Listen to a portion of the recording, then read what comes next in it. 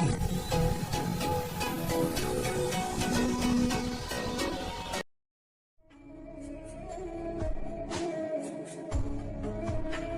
গ্রাম, আমার গ্রাম।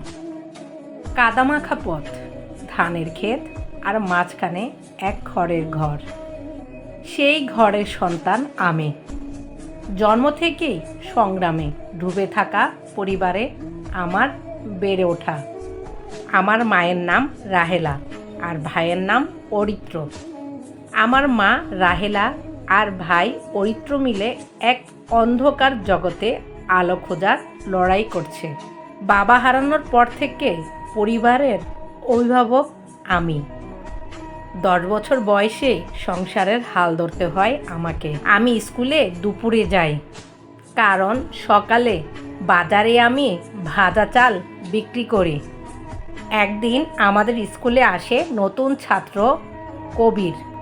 শহর থেকে আসা, কিন্তু গ্রামের মানুষদের ব্যথা বোঝে সে। কবির আমার পাশে বসে।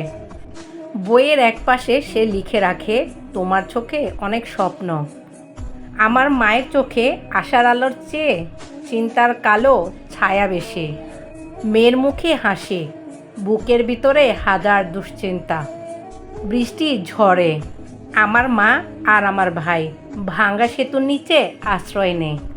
আমার মা আমাকে প্রথমবার বলে, তুমি কেবল মেয়ে না, তুমি আগুন, তুমি আলো।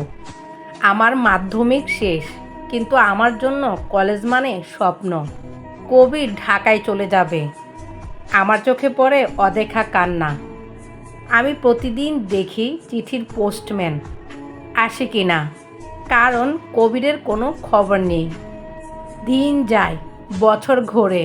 3 বছর পর কবির ফিরে আসে, সঙ্গে এক নগরী চেহারার আত্মবিশ্বাসী মেয়ে অহনাকে নিয়ে।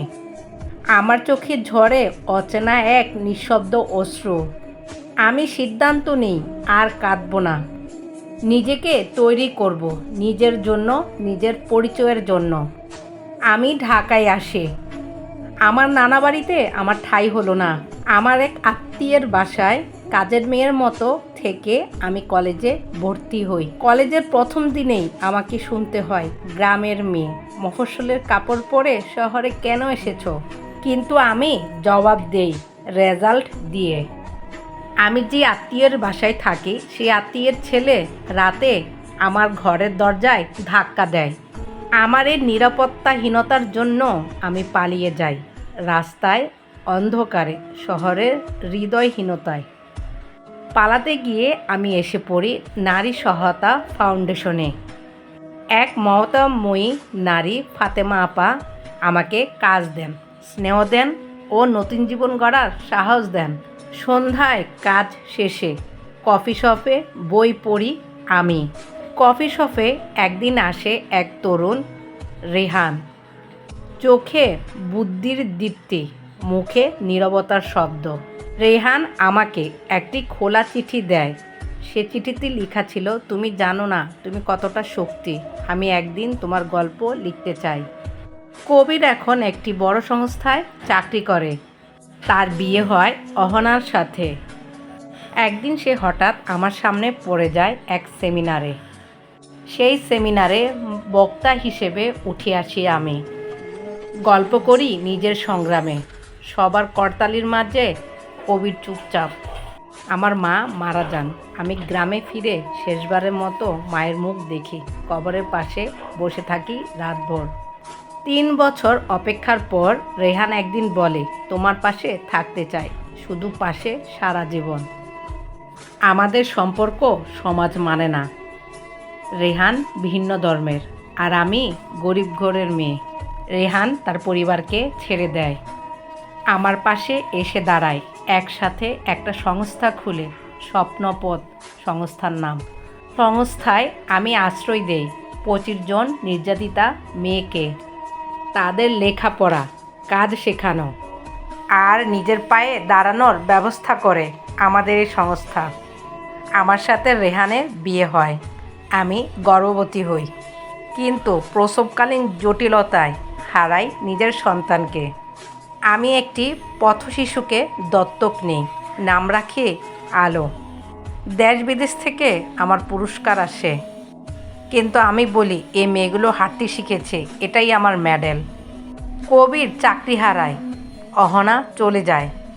সে একদিন আসে আমার দ্বারে খাবার চাইতে, আমি খাওয়াই তাকে আর বলি যে ক্ষুধার মূল্য জানে সে ঘৃণা পুষে রাখে না। আমাদের সংস্থায় সমস্যা হয়, আমি সংবাদ সম্মেলন করি, প্রতিবাদ মিছিল করি, দেশ জুড়ে আলোড়ন সৃষ্টি হয়। আমি যে পথ শিশুকে দত্তক নিয়েছিলাম তার নাম ছিল আলো। সে আলো ক্লাসে প্রথম হয়। আমি বলি তুমিই প্রমাণ, আশ্রয়ের চেয়ে ভালো শিক্ষা কিছু নেই। আমার স্কুলের প্রধান শিক্ষক বৃদ্ধ হয়ে যান।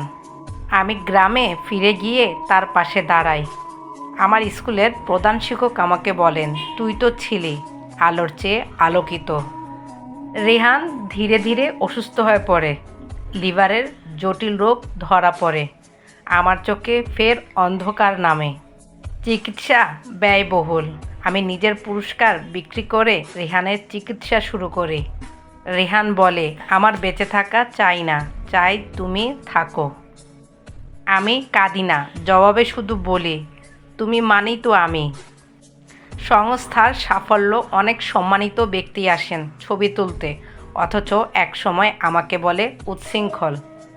রেহান বাঁচে, তার লেখা প্রথম বই আমার চোখে পৃথিবী বেস্ট সেলার হয়। আলো ইউনিভার্সিটিতে ভর্তি হয়। সে এখন মেয়েদের আত্মরক্ষা শেখায়, সমাজকে শেখায় ভয়ের বিপরীত দিকটা ভালোবাসা। বাবার ভিটায় গড়ে তুলি একটি নারী শিক্ষা কেন্দ্র। আমার ভাই অরিত্র ছিল নিখোঁজ, হঠাৎ একদিন হাজির হয়, নেশা থেকে মুক্ত হয়ে বোনের সামনে দাঁড়ায়। ছোট করে আয়োজন, আলো রেহান সবাই মিলে কেক কাটে। এক টুকরো স্বপ্নের রাত। আমি জাতীয় নারী নেত্রী হিসেবে পুরস্কার পাই। বক্তৃতায় বলি, একটি পুরস্কার আসলে একটি নতুন যুদ্ধের ডাক। আমাদের সংস্থার এক কর্মী টাকা নিয়ে পালায়। আমি হতাশ হই, কিন্তু বলি বিশ্বাস একবার ভাঙে আবার গড়ে নিতে হয়। এক সাংবাদিক এসে আমার গল্প তুলে ধরে, দেশ জুড়ে আলোড়ন। মাটির মেয়ে থেকে মানুষ গড়ার মিস্ত্রি। একজন মেয়ে সংস্থায় এসে বলে, তুমি কি সেই মেয়ে যাদি তুমি সংস্থায় কাজ দাও? আমি বলি সে। আমাকে বলে, মা আমি বাঁচতে চাই। সে মেয়েটি ছিল শিশুকালে পাচার হওয়া মেয়ে। আলো এখন অনেক বড় হয়ে গিয়েছে, সে এখন জানতে চায় আমার জন্মদাতা কে। আমি চুপ করে বলি, জীবন তো কেবল রক্তের গল্প নয়, ভালোবাসার গল্প। আমাদের সংস্থায় ষড়যন্ত্র করে কে জানি আগুন লাগায়, সব কিছু ছাই হয়ে যায়, শুধু আমার বুকের ভিতর আগুন জ্বলে ওঠে। সব কর্মীরা হাত মিলিয়ে নতুন অফিস গড়ি, পুরনো কাঠ, নতুন বিশ্বাস। আমি আন্তর্জাতিক নারী সম্মেলনে প্রধান বক্তা। আমার সবচেয়ে বড় পরিচয়, আমি ভাঙ্গিনি।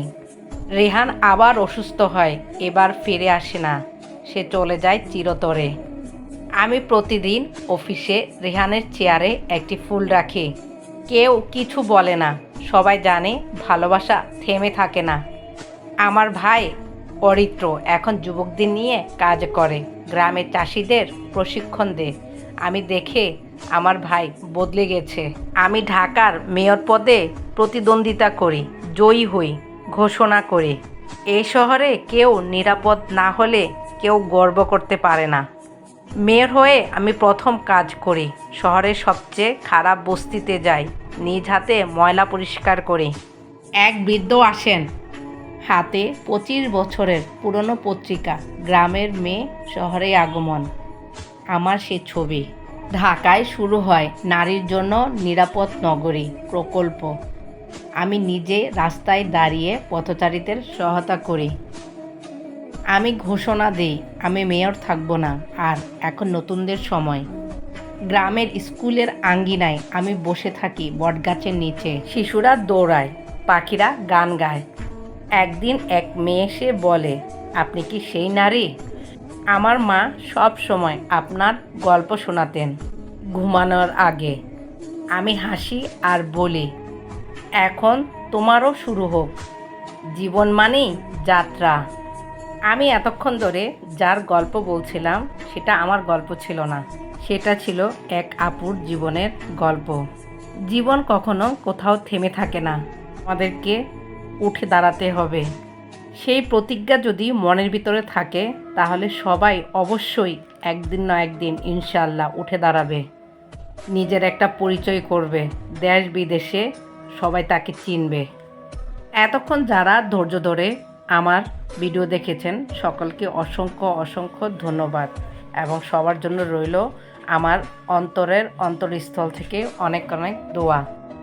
আসসালামু আলাইকুম। যে যেখানে আছেন আশা করি আল্লাহর রহমতে ভালো আছেন, আমিও আল্লাহর রহমতে ভালো আছি। এখন অনেক গরম পড়ছে, চারদিকে মানুষ গরমে অসুস্থ হয়ে পড়ছে। সবাই বেশি করে পানি পান করবেন, বেশি করে জুস খাবেন, পানি জাতীয় ফল খাবেন। ঝিরিঝিরি বৃষ্টিতে মশার উপদ্রব বেড়ে যায়, সবাই মশারি খাটিয়ে ঘুমাবেন। সবাই ভালো থাকবেন। আল্লাহ হাফেজ।